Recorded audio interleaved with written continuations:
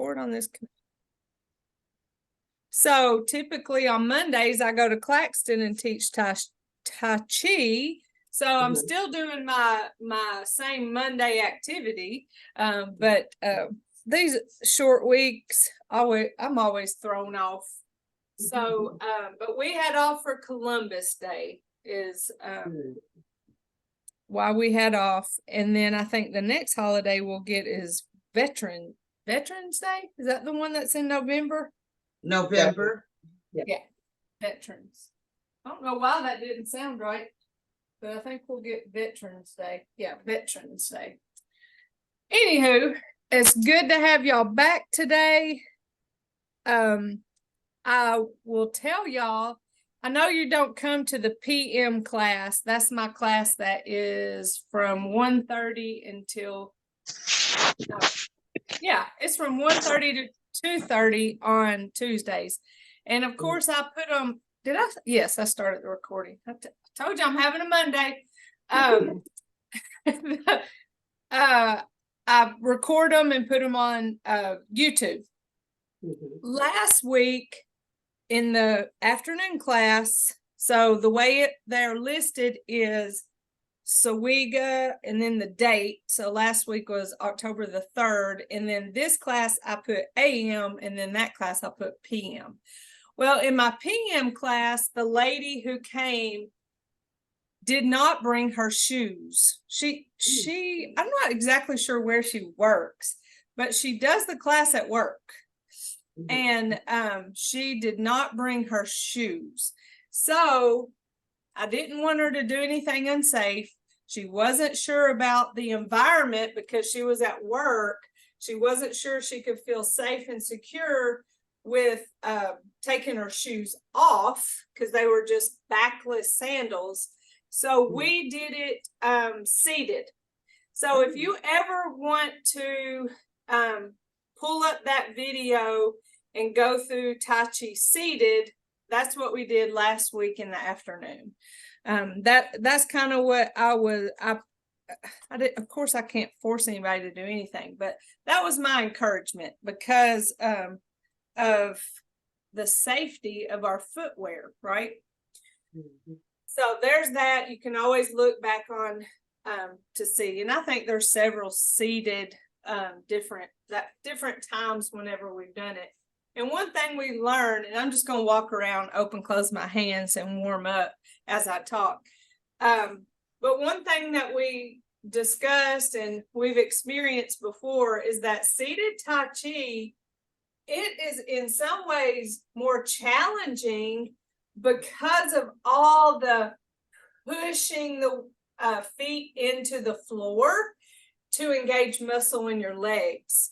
And it's a different experience than when we're standing and we shift weight. And so it just feels, in a way, so much more challenging, and it just wears your legs out, pushing those feet into the floor. So in terms of Tai Chi and the weight shift, that's how we experience it seated.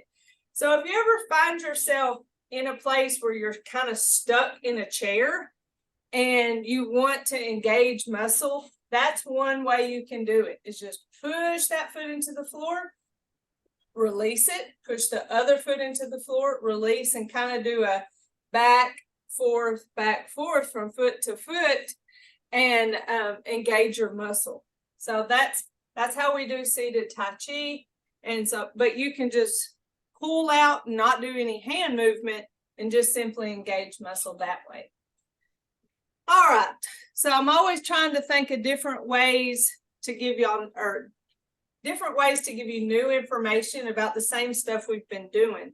And that's the beauty of Tai Chi, is there's so many ways to grow in it.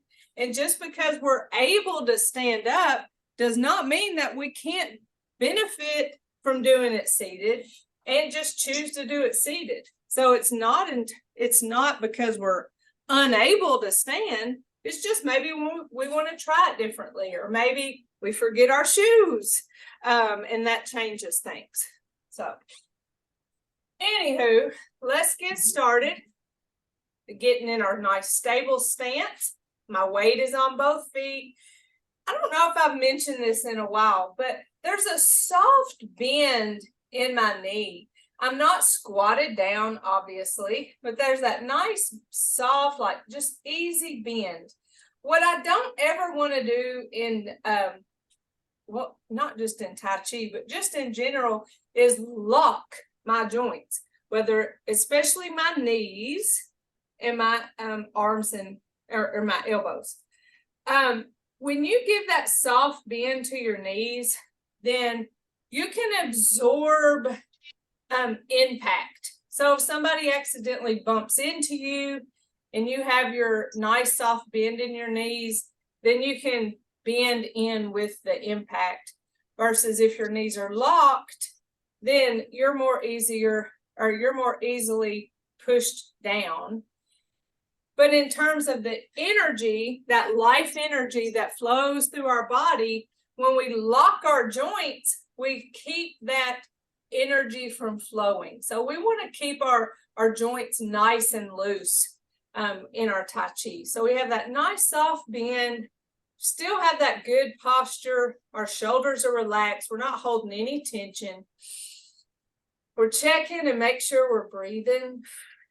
It's easy to hold our breath when we get busy trying to do things.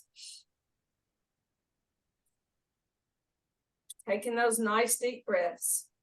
And let's begin with our neck. Inhale and exhale at your own pace. As we first stretch our neck. Thinking slow, smooth, and continuous in terms of our movement control.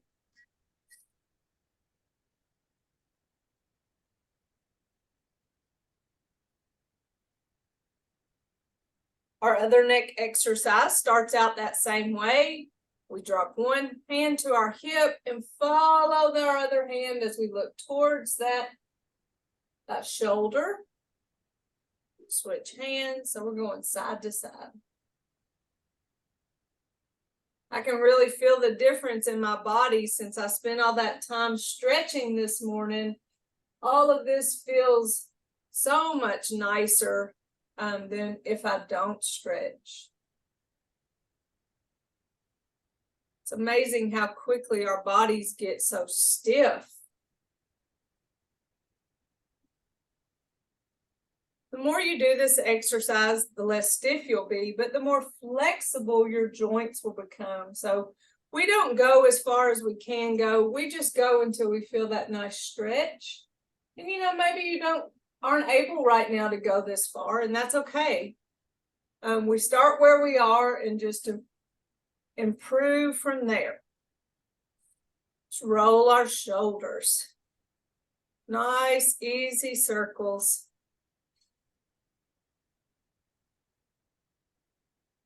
And back. Working on that float yesterday, I'm not sure what I did to get so sore, but I did it, that's for sure. Building a homecoming float is very taxing on a body. Bossing around 15-year-old kids, that's taxing too. Yeah. I told Olivia, they probably thought I was a drill sergeant. Because every time somebody sit down, I'd say, well, what are you doing? Why are you sitting down? We ain't taking breaks today. We're trying to get this done. Because I didn't want to come back today and tomorrow. I want to get it done yesterday.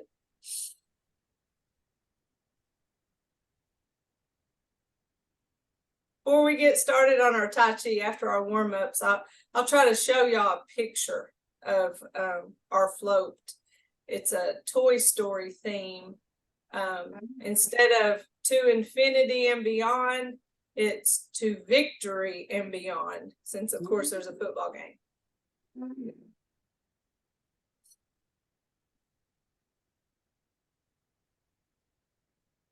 Grab your ball. Let's separate, push, and stretch that spine. Of course, keeping that nice soft bend in our elbows.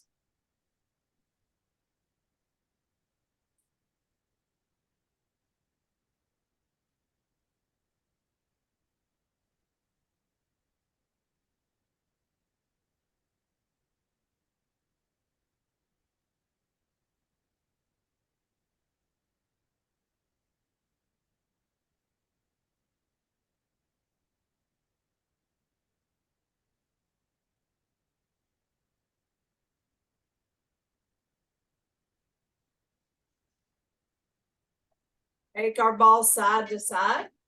Again, the torso move. This is just like our waving hands in clouds. Caught myself going just a little too fast. And, you know, that's our norm of just go, go, go, go, go. But that's the wonderful thing about Tai Chi. We can slow down.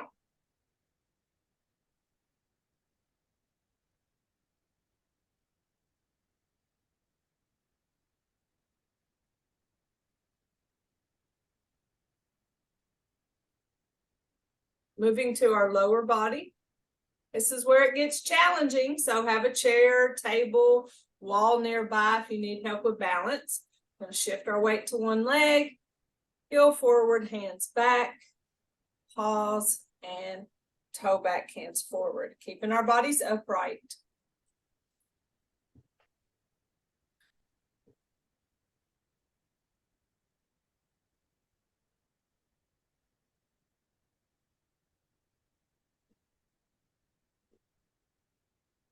Switch legs.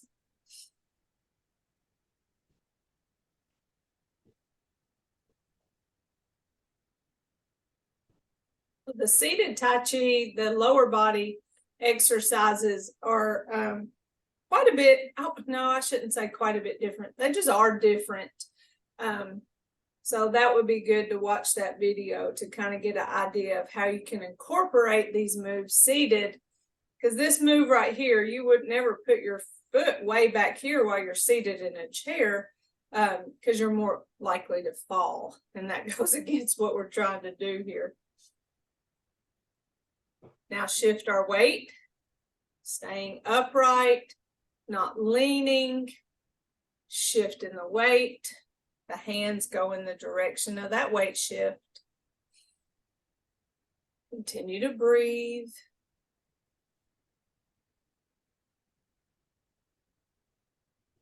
Notice any tension you're holding in your shoulders or anywhere else in your body. And then let it go. Not just notice it, let it go. Don't hold it. Our knees, shift and weight, lift, tap and punch. Bring it back, shift. I love all this weight shifting that happens, even in our warm-ups. I've had classes that only did the warm-ups. Used to, our class was 12 weeks. Now it's 16 weeks. But, you know, for 12 weeks, we would just do the warm-ups. Because you use those Tai Chi principles in the warm-ups and you get those benefits. And not everybody's ready to learn all of those moves. And that's okay. Now we're going to step out, shift, and punch. Bring it back. So our back foot stays flat on the floor. And we're not giving all the weight to that front foot. We're keeping some weight still on that back foot. We are staying upright with our bodies. Our fists are loose. We're not really punching anybody.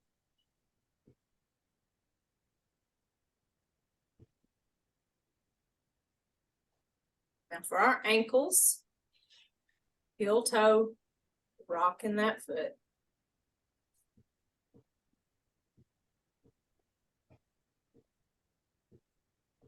Shift, heel toe.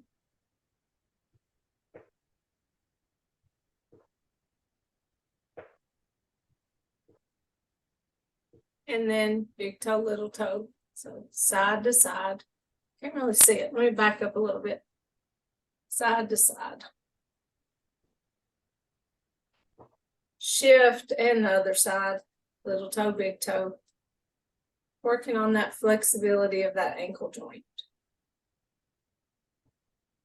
All right, so that essentially gets us all warmed up and ready for our Tai Chi. Basic 6 movements. So let's do it. I'll call out just the names this time and we'll go from there. My goal is mirror image. I did, that's my goal. I didn't say I'll do it. I am having a Monday after all. All right, here we go. So we're checking our posture, making sure it's upright. We're not holding tension. Nice soft bend. We're breathing. We're in that nice state of mind of mental quietness. That's called Jing, Jing. And here we go. Commence.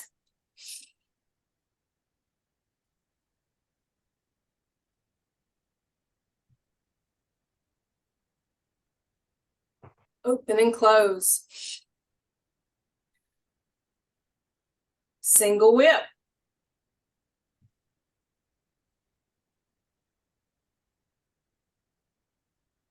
Waving hands in clouds.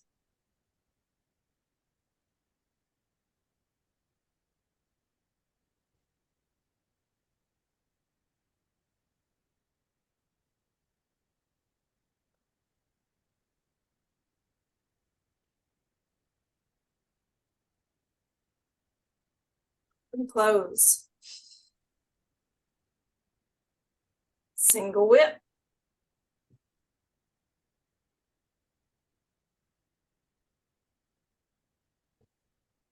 Waving hands in clouds.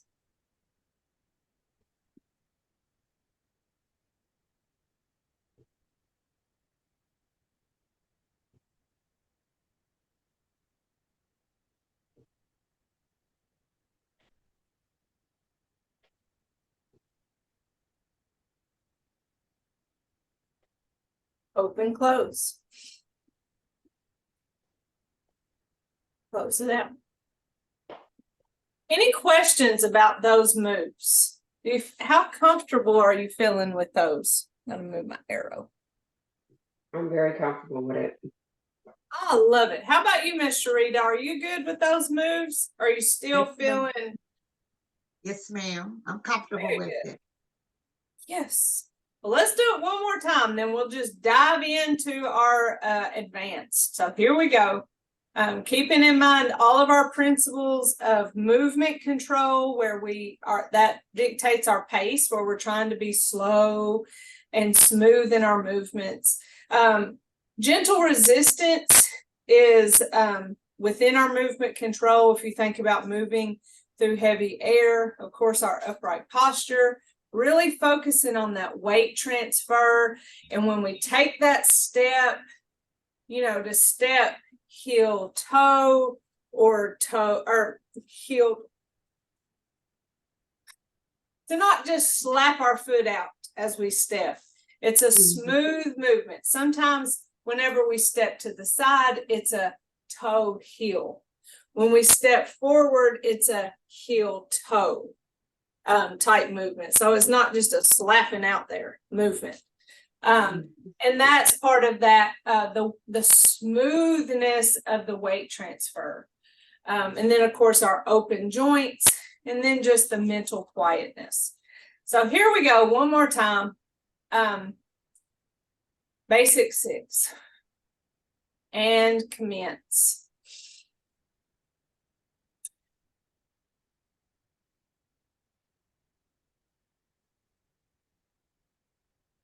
Open, close.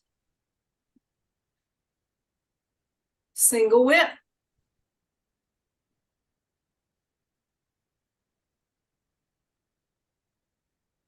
Waving hands in clouds.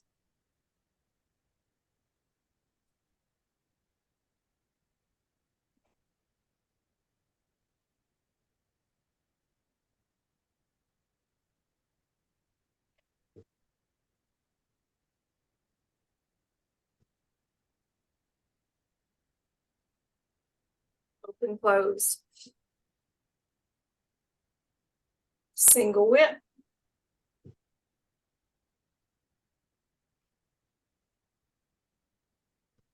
Waving hands in clouds.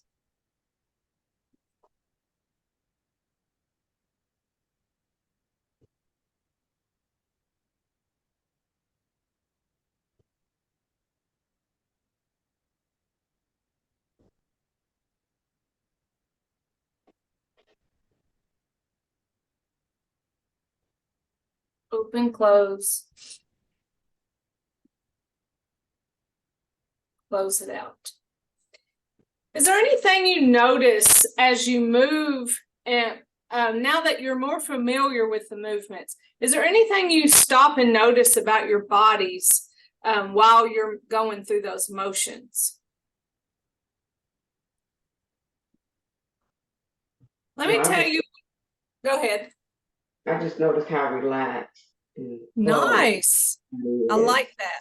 And that's why I like the just calling out the names of the words so you can really experience the relaxing part of Tai Chi.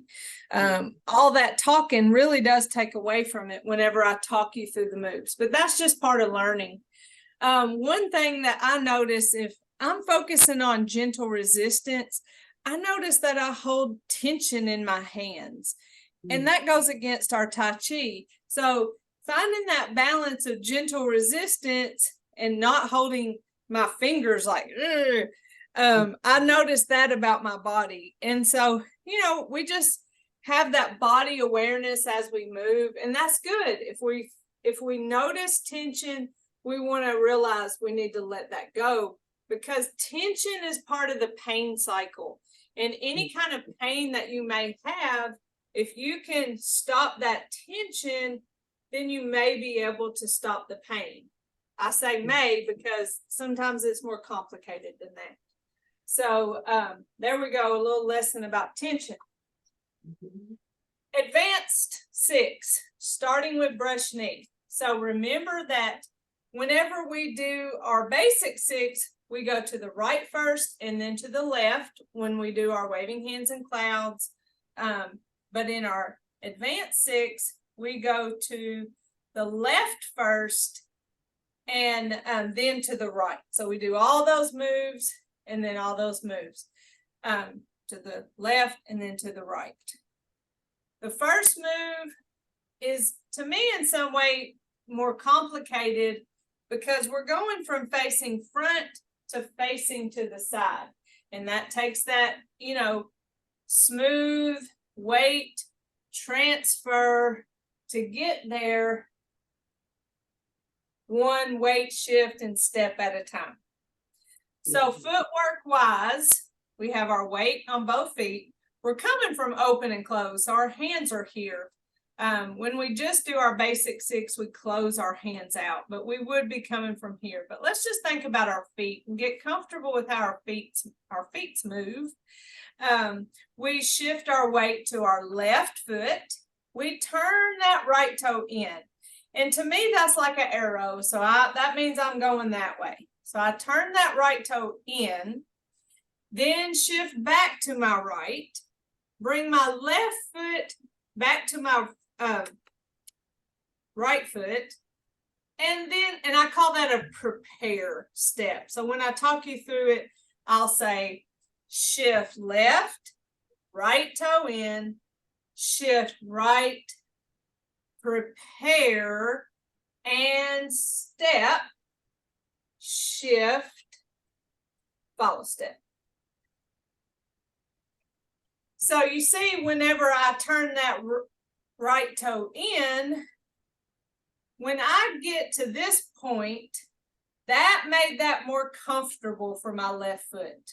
So it may feel a little odd to turn it in the beginning, but the purpose of it is so that when we step, then it's at a more comfortable position than if it was here. Because that feels uncomfortable to me, to not turn my toe in. If you have problems with your knees, this may be a movement that hurts you. And so a modification is shifting left, and instead of turning that right toe in, stepping out a little bit with your right foot, shifting right, and then stepping. So you're widening your stance a little bit. I have a senior in my Wednesday class. He doesn't get too worried about the whole shift, turn, shift, prepare, step. He just kind of goes, he kind of makes these little mini steps until he's in position to be here because it hurts his knee. I can't remember if he's had knee surgery or he needs knee surgery. I think he's had it. So, you know, once you have a surgery, it's just like it takes a while. Even if you've healed from the outside, sometimes that inside, it takes a while. So give yourself grace. Like if that just feels a little odd to have your foot turned in, your foot so close, shift here. So just give yourself grace and do what you're comfortable doing. But our goal is to go from here to facing to the left. To me, what makes part of our advanced moves complicated is that follow step. So as we naturally walk, when we step, and then our next step is forward, our next step is forward. So that's how we normally walk. But in our advanced movements, we step, shift, and then that follow step is behind. So it's not up here. Like I think our brains are kind of programmed to walk that way. So just keep that in mind, is when it's a step, shift, follow step, it's kind of unnatural. But that's the name of that movement. So we shift left, right toe in, shift right, prepare, step, shift, follow step. Now on the follow step foot, all the way through our advanced 6, that follow step foot gets no weight. So all my weight is still on my left foot, or my left leg. Foot, leg, it's all connected. So in that left, no, that's my right. My right leg is the next step. And because we, you know, we think, oh, I'll go forward. No, our next step is back. Shift and follow step. So we brought that foot back. That's play the loops footwork. That's the second move's footwork. So practice again our footwork. Shift left, right toe in. Shift right, prepare, step, shift, follow step. Follow step has no weight on it because it's our next step where we step back, shift, follow step. So see, this foot now is my follow step foot. It doesn't have any weight on it because it's the next step. And so that's the way it is all the way through our advanced 6. Let me do the advanced 6 for you so you see what it looks like, okay? And I'll say the names of them. Here we go. Brush knee.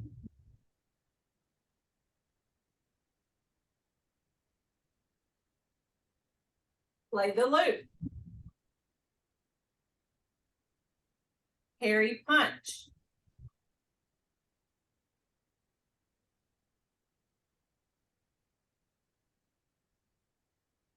Flopping close. Push the tiger. To the front. Open close.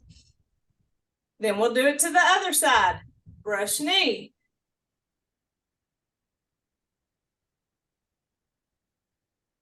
Play the loop. Hairy punch.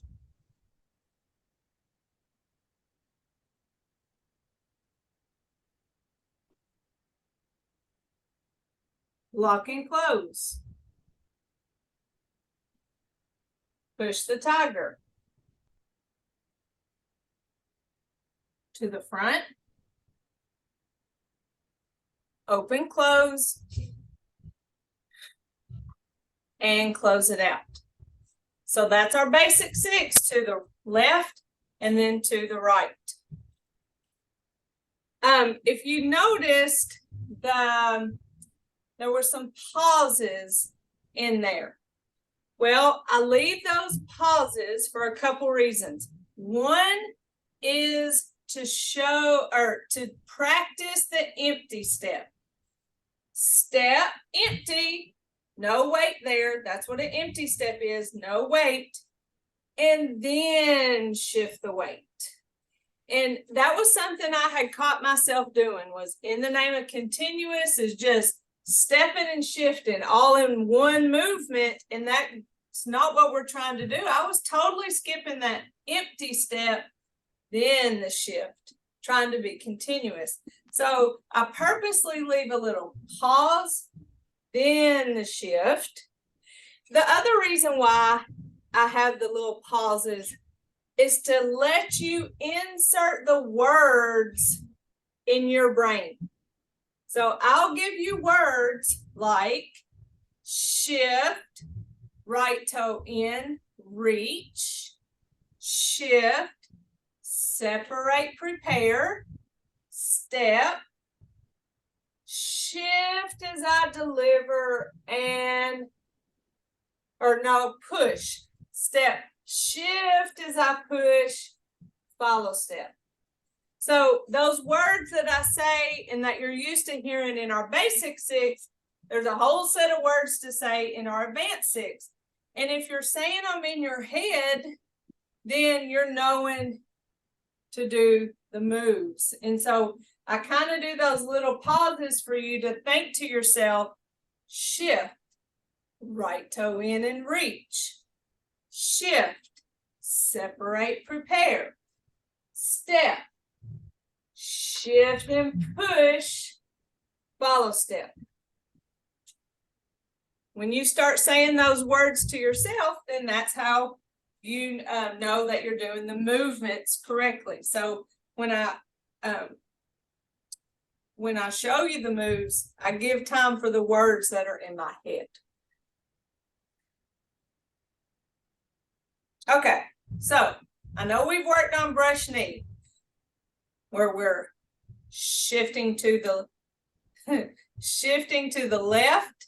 And when I turn that right toe in, my hands go from facing each other to what I say reach, where my left hand comes and hovers over that elbow and my right hand reaches out.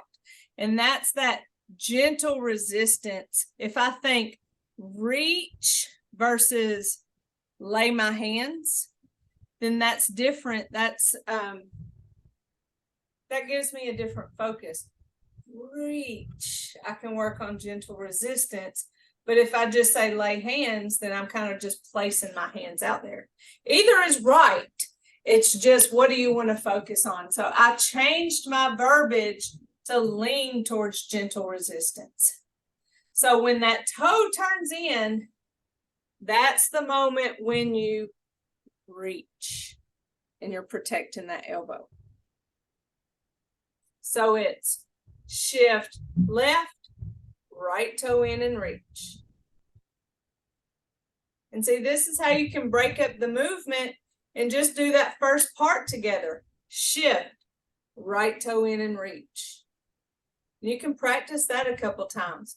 Keeping in mind that that right toe, when it comes in, there's no weight on this foot.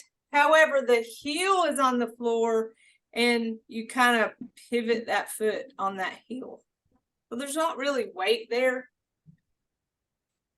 Probably if we wanted to be technical, there probably is weight, but the majority of the weight is on this foot. Just can't move a foot without releasing some of the weight. So it's shift left, right toe in and reach. Now shift right. Our left foot comes in and our left hand comes from that elbow down to our hip. So I call that separate and prepare. So we're preparing to step and we have to separate those hands because we can't go stepping out towards our left and still have our arms connected over here. That definitely causes tension. So that's why we have to separate, prepare, then step. Again from the top. Shift, right toe in, lay hands, or right toe in and reach. Shift right, separate, prepare. Step left. Now this right hand is going to come back and around, and it's going to push and follow step right. And that's the end of that movement. Brush knee. Shift left, right toe in and reach. Shift right, separate, prepare. Step. Shift as this comes around and pushes. Follow step. How's that? Feels good. My arm is screaming, or my shoulder is, from holding it out and coming around so slowly. I'm practicing that gentle resistance, and so just utilizing that muscle as I push. All right, brush knee. Let's do it. I'll won't talk you through it this time. Open and close and brush knee.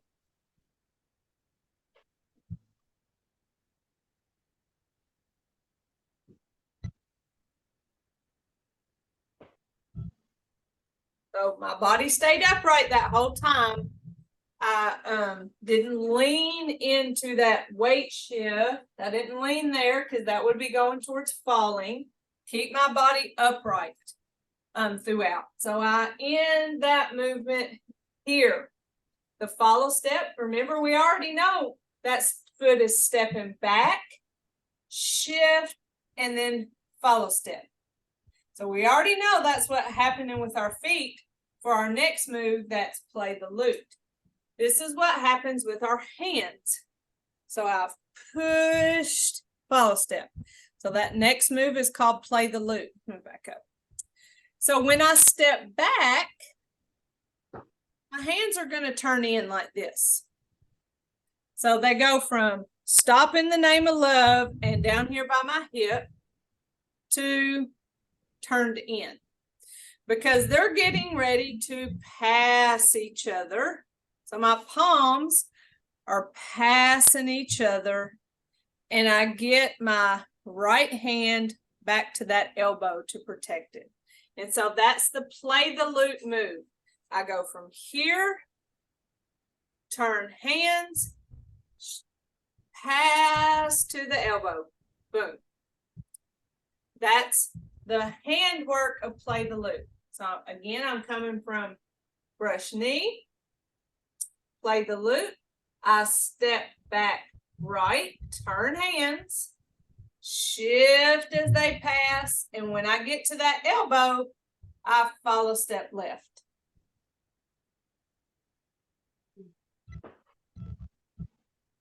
So I just push and follow step. Now I'm ready for play the lute. Step back, turn hands, shift as they pass. When I get to that elbow, follow step. So my left foot now has no weight on it because it was the follow step foot. My left foot has all the weight. No, my right foot. This is my right leg.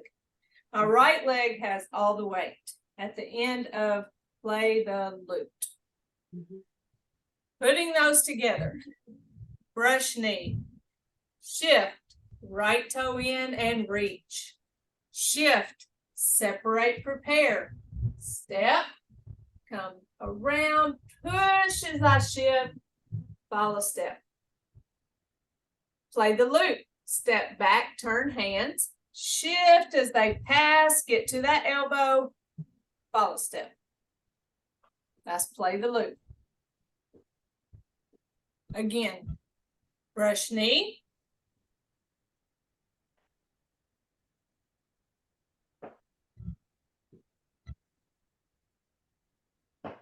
the loop.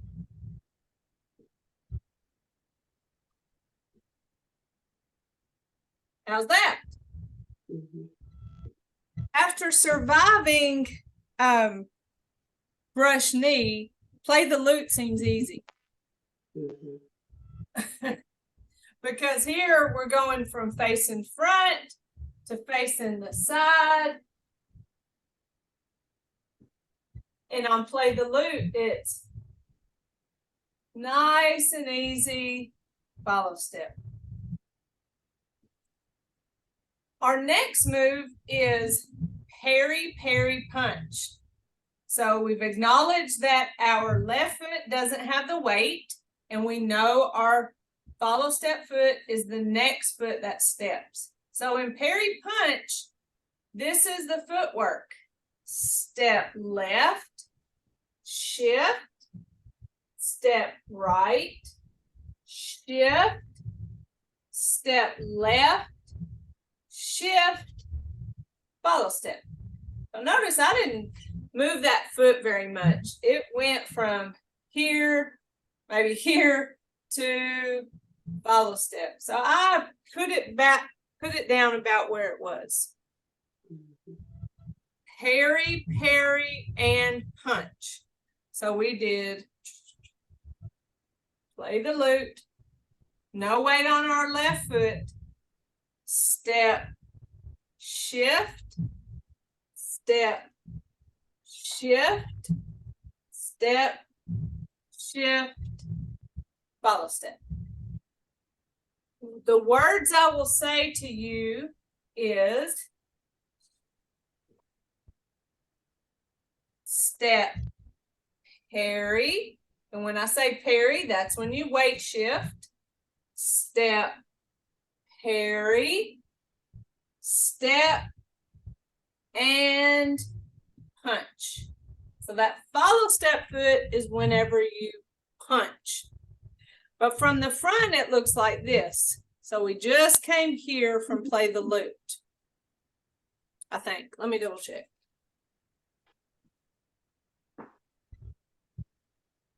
Okay, yes. So I'm here. My right hand is protecting my left elbow. So you know, ma'am. When you're saying your right hand,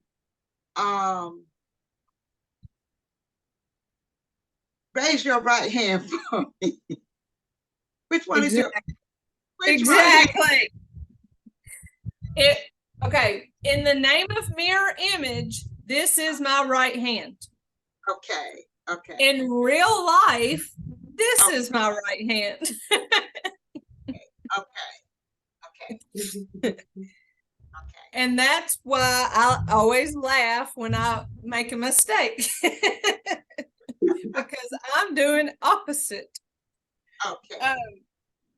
But your brain may work like my brain. My brain can't be taught mirror image because my brain flips you around, and that may be what you're doing. Okay. I don't know. I don't understand it. I didn't even realize that was a thing until I went to class and was being taught mirror image, and I didn't understand why I was doing the opposite of everyone else. Like literally everyone else in the class except me can follow mirror image. So surely I'm not the only one that can't learn by mirror image. My brain goes, why is she saying left and moving her right? I'm so confused. Mhm. That's what my brain does. And I don't understand that. But I did learn that about myself. So that is what's happening. In person, I teach turned around. Now, these advanced movements are different because they're to the side. But whenever we talk about basic movements, when I teach in person, I teach like this. Commence.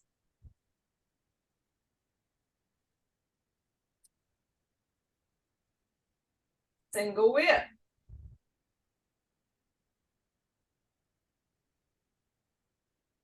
waving hands and clouds. Because you know we go to the right first in our basic 6. So when I turn around, it's easy for people to follow. But other people like me to turn around because you can see what my hands are doing. It's just different ways of teaching it. Now, on my YouTube page, I have videos that are taught mirror image and videos that are taught face forward, and I have them labeled. If you find a video that you want that's not there, well, that wouldn't make sense. You wouldn't be able to find it if it's not there. But if it comes to mind that you want a certain video and it's not there, just tell me and I'll do it. I went back at one time and started doing them both ways, and I'm certain I have missed something. So y'all tell me what you need and I'll do it. It is confusing whenever I'm going to the side on our advanced movements.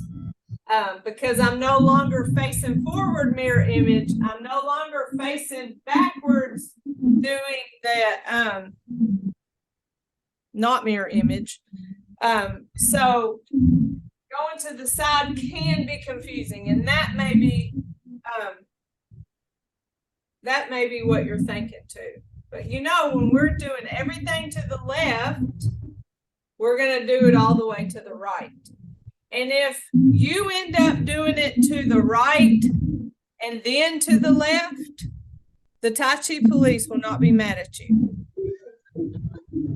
I know we all want to do it the right way, but if you end up going one way first and then the other way the next, what's more important is that you're doing it on both sides. Somebody else might argue, but we're not doing like Tai Chi for the viewing pleasure of others. We're doing it to help ourselves. And so don't get wrapped up in that confusion. The fact that you're doing it some way and then doing it the other way the next time, that's what's important, because you're using your muscles equally going to both sides. So maybe that'll make you feel better. On Play the Loot, we just moved our hands passing each other with our hands vertical. On Parry Punch, we're going to flip our hands horizontal and pass them, and flip our hands horizontal the other way, or with the other hand on top, and pass them. Now, when I say parry, that's what that movement is called. Parry, flip, parry. Flip, parry, flip, parry.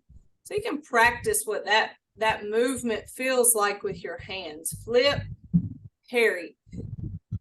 So for Play the Loot, our hands pass up and down, and we go to the elbow. For Parry Punch, they pass horizontal to the elbow. So 3 moves in a row with our hands is passing palms to the elbow, passing palms to the elbow. Some people think that movement is like putting on those pretty white gloves. So I'm pulling those gloves up, pulling those gloves up. I don't think anybody wears gloves like that anymore, but you can imagine pulling those gloves up. And you know it would never be that easy. You'd have to go. It would be a lot more complicated. But that parry. Another way that I've thought about it is if you had a kitty cat sitting on your forearm and you were petting it. Pet the kitty, flip it, pet the kitty. You know, it has that nice like petting type motion for the parries. So parries. And that second parry, that arm that's extended out there, and I'm not going to talk right and left right now because I'm off it to which way we're going, which way is right or left at this time.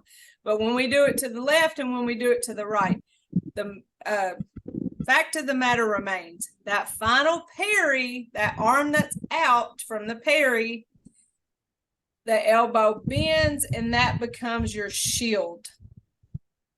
So when I say parry, flip, parry, the and is when we put up our guard. This hand comes almost like it's reaching in our back pocket for that bouquet of flowers. It's called a punch, but I'd rather say deliver flowers. So we have parry, parry, and put up that guard. This hand comes back, grabs that bouquet of flowers, and delivers. So that's the punch. When you and punch, you notice how I hovered right over that arm. So basically my wrists are in line with each other. I didn't hammer down on myself. I went hover just above and stopped when our wrists were hovering beside each other. The way this hand, the punch or the deliver hand, is positioned is as, see, there's a hole right there. That's like we're really holding a bouquet of flowers. So I know if you punched somebody, you would punch like this. You wouldn't punch like this. To me, that's what makes that wording confusing, is to go and punch, because you wouldn't punch that way.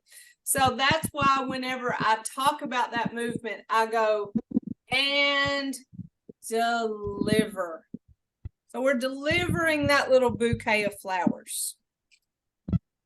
Coming from brush knee, where we push, to turn hands, play the lute.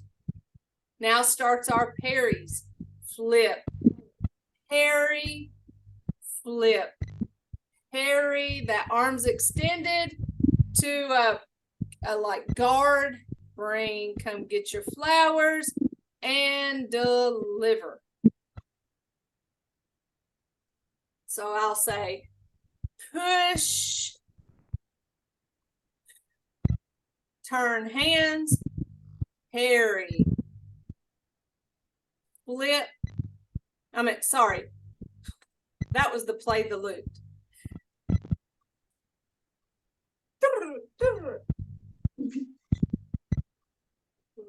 Play the lute. Protect that elbow.